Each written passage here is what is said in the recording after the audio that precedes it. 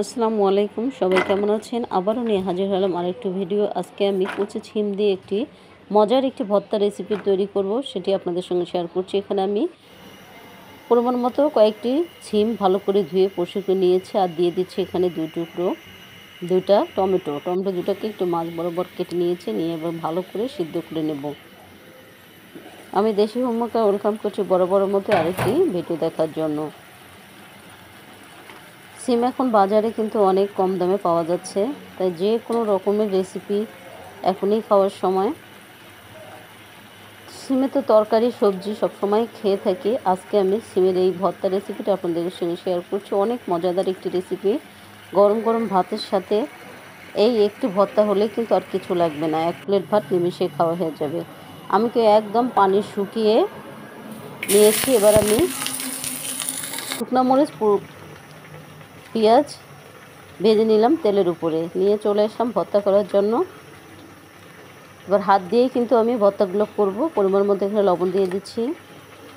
শুকনো মরিচটাকে খুব ভালো করে চটকিয়ে নেব, ডলে ডলে একদম গুঁড়ো করে নেব।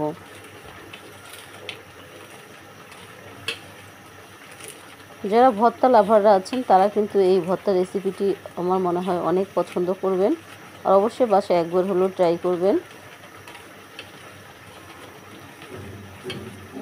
খুব কম সময়ের মধ্যেই কিন্তু এই ভর্তাটি রেডি করা যায়।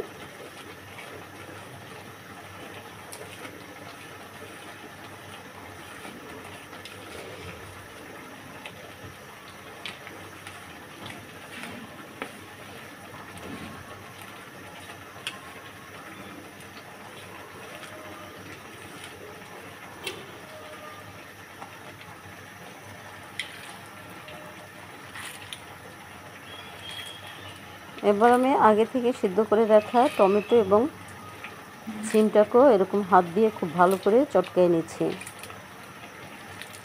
হাত দিয়ে কোনো কিছু ভর্তা করলে কিন্তু এর স্বাদ কিন্তু অনেক গুণ বেড়ে যায়।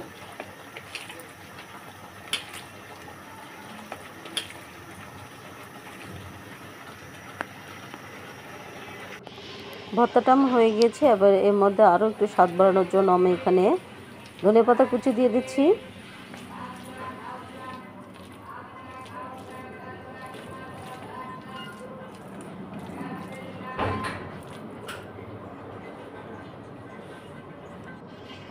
আর অ্যাড করে দিচ্ছি এর মধ্যে আমি সরষের তেল।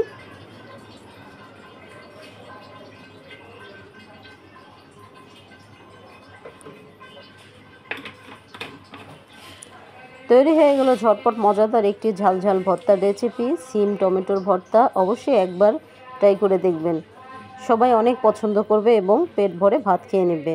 আর যেখানে শেষ করব সে পর্যন্ত আপনাদের সবাই সুস্বাস্থ্য কামনা করছি। আপনারা সবাই ভালো থাকবেন।